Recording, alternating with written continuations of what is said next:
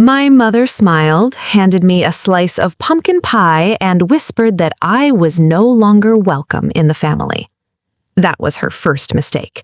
She thought she was discarding a daughter. She forgot she was evicting her primary investor. It wasn't a screaming match. It wasn't some dramatic reality TV showdown. It happened right after our annual family Thanksgiving dinner. The kitchen was full of the smell of cinnamon and roasted turkey.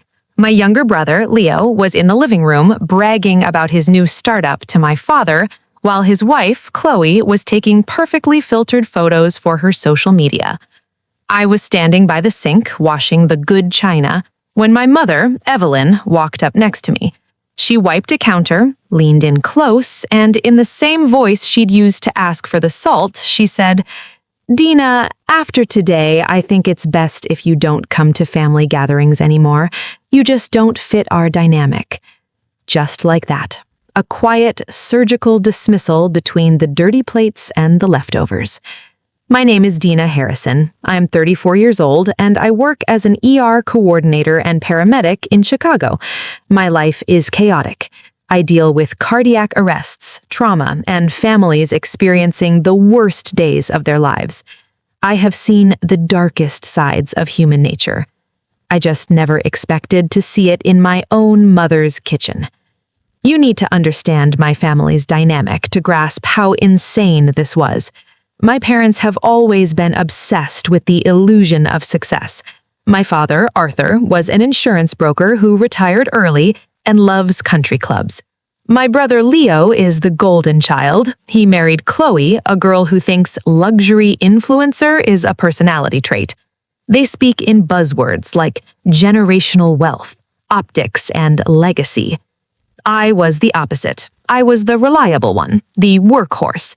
When my father made terrible investments 5 years ago and almost lost our childhood lake house to foreclosure, I was the one who quietly took over the mortgage payments. When Leo needed capital to launch his tech logistics company and his credit was garbage, I co-signed his primary business loan and his personal home mortgage. When my mother needed a kitchen remodel so she wouldn't feel embarrassed hosting her friends, I transferred $25,000 from my savings. No paperwork, no questions asked. I just did it. I thought that's what love was. I thought being useful meant I was valued. But over the last 2 years, I noticed the shift. It was the era of quiet quitting, but my family was quiet quitting me. I'd see Instagram stories of family vacations to Aspen that I was never invited to. I'd find out about Leo's promotions weeks after the fact, but I still paid the lake house property taxes. I was still the safety net. So when my mother told me I didn't fit the dynamic anymore, I didn't cry. I just nodded, dried my hands, and drove back to my apartment. I thought that was the end of it, just a heartbreaking rejection. But toxic people rarely just reject you, they usually rub you on the way out. 3 days later, I was on a night shift at the hospital. I logged into my banking app to pay a utility bill, and a massive red alert flashed on my screen. My emergency savings account, a joint account I had opened years ago with my parents to cover emergency medical or household expenses, was virtually empty. There had been a withdrawal of $65,000. My heart hit the floor. I was the primary account holder. My mother was secondary, a setup we created when my dad had a health scare. I immediately stepped into a quiet supply closet and called her. "Oh, hey, Deena," she answered, sounding completely unbothered. "Mom, where is the $65,000 from the emergency fund?" I asked, my voice shaking. "Oh, that," she said lightly. "Leo and Chloe are expanding their business. They needed short-term liquidity. We were going to send you an email about it tomorrow." Short-term liquidity. That was Leo's corporate speak. "You took $65,000 of my money without asking?" I asked, trying to keep my voice down so the nurses outside wouldn't hear. "It's for the family's legacy, Deena. You're single, you work all the time, you don't really have expenses. Leo is building an empire. Don't be so dramatic. It's not like you need it for a husband or kids." The absolute disrespect left me speechless. "Put the money back, Mom. Now." She sighed loudly. "We can't. It's already been invested. Look, Deena, you chose a blue-collar path. Leo is creating real wealth. You should be proud to contribute to the family's success." Then she hung up. I didn't go back to work immediately. I sat on a box of medical supplies, staring at my phone. The betrayal was like physical pain. The next morning, I did some digging. I hired a private investigator who specializes in financial forensics, a guy I once saved from a nasty car wreck. What he found made the stolen $65,000 look like pocket change. 2 weeks before Thanksgiving, my parents had legally transferred the ownership of the lake house into a new LLC. The owners of that LLC? My parents, Leo, and Chloe. I, the person who had been paying the mortgage and taxes for 5 years, was completely erased from the deed.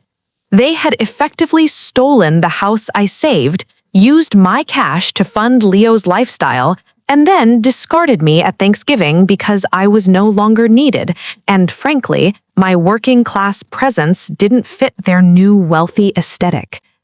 When I read those documents, something inside me snapped. But it wasn't a loud, chaotic snap. It was a cold, calculating, absolute silence. I didn't call them crying. I didn't write a long, emotional Facebook post exposing them. I remembered a quote I read once. "Never interrupt your enemy when they are making a mistake." My family thought because I was kind, I was stupid. They thought my silence was weakness. It was time to give them an education in basic economics. Step 1. The business and home loans. Years ago, when I co-signed Leo's massive loans, I had my own lawyer draft an addendum. It stated that if Leo ever missed a payment, or if there was a material change in our relationship, I had the right to demand he refinance the loans into his sole name within 60 days. If he failed, the bank could call in the entire loan immediately. I called my lawyer, we triggered the clause, I sent the formal legal demand via certified mail. Leo had 60 days to prove to the bank he could afford his empire without his sister's credit score holding it up. Spoiler alert, his startup was bleeding money and his credit was still terrible. Step 2. The financial umbilical cord. I logged into my accounts. I completely removed myself from the joint emergency fund, closing my end of it. I canceled the automatic payments that covered the lake house mortgage, the property taxes, and the expensive home insurance. If it was Leo and Chloe's house now, they could pay for it. Step 3. The ultimate boundary. I contacted my HR department and my estate lawyer.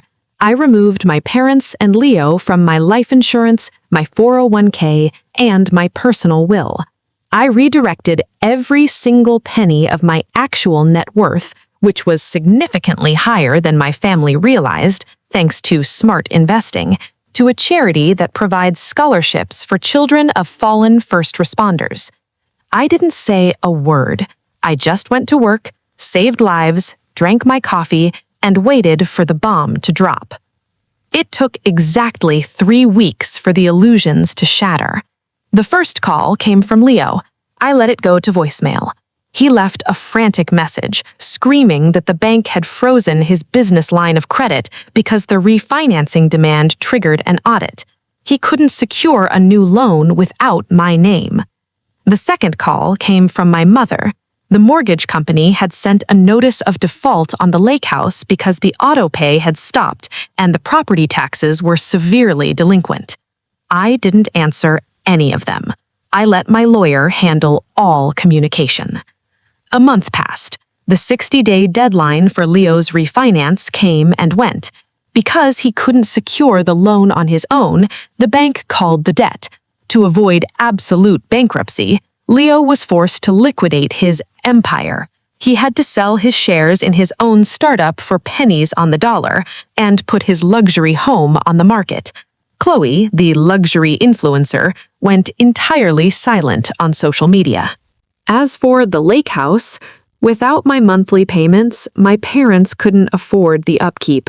They tried to take out a second mortgage to cover the taxes and Leo's failing business, but without my income attached to their profile, no bank would touch them.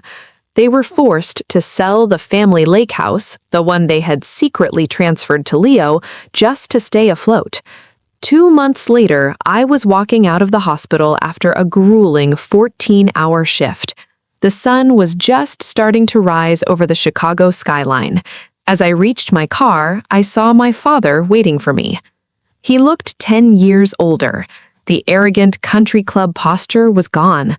He was holding a cheap cup of gas station coffee. "Deena," he said, stepping forward. I stopped, keeping a safe distance. "Arthur," I replied. I didn't call him Dad. He winced. "We need to talk.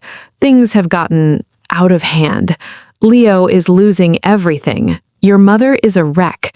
The lake house is in escrow. We had to sell it to an out-of-state investor." "I know," I said calmly. "My lawyer sent me the public filings." He looked at me, desperate. "You proved your point, okay? You're strong, but you're destroying us over paperwork. We're family. You need to call the bank. You need to withdraw the legal demands and help Leo out. We can put your name back on the LLC." I looked at this man, the man whose house I had saved, whose life I had funded. "You misunderstand," I said, my voice steady. "I'm not doing this to punish you. I am simply agreeing with my mother." He looked confused. "What do you mean?" "Mom told me at Thanksgiving that I don't fit the family dynamic anymore. She was right. Your dynamic is built on using me as an ATM. So I took my money, my credit, and my future, and I walked away. You wanted a legacy with Leo. Now you have it. You're experiencing the consequences of your own actions. That's not punishment. That's just reality." "You're acting like a villain," he snapped, his true colors finally showing. "Over $65,000? "No," I corrected him. "Over a lifetime of being treated like a transaction. Do not contact me again. If you or Mom show up at my hospital or my home, I will file a restraining order." I got into my car, locked the doors, and drove away. In the rearview mirror, I watched him standing alone in the empty parking lot. I didn't feel guilty. I didn't feel sad. For the first time in my life, I felt completely, utterly free. It's been almost a year now. I heard through a distant cousin that Leo and Chloe are getting a divorce. My parents had to move into a small 2-bedroom apartment outside the city. The empire they bragged about was nothing but a house of cards, and I was the only thing holding it up. I've since been promoted to head of the emergency department. I bought myself a beautiful condo overlooking Lake Michigan. I sleep soundly every single night. To anyone listening to this, society tells us that family is everything, that blood is thicker than water. But let me tell you a secret. Sometimes the blood is toxic. Sometimes the people who share your DNA are just parasites disguised as parents or siblings. Setting a boundary isn't cruel. Taking back your financial power isn't petty. It is an act of extreme self-respect. You are not required to set yourself on fire just to keep toxic people warm. Let them freeze. Let them face the reality of the world without your sacrifice. Revenge doesn't have to be screaming, keying cars, or doing something illegal. The most devastating revenge you can ever inflict on a narcissist or an entitled family is simply removing your access. Give them exactly what they asked for: a life without you. Watch how fast their world collapses when you stop holding up the sky. Stay strong, know your worth, and never, ever apologize for walking away.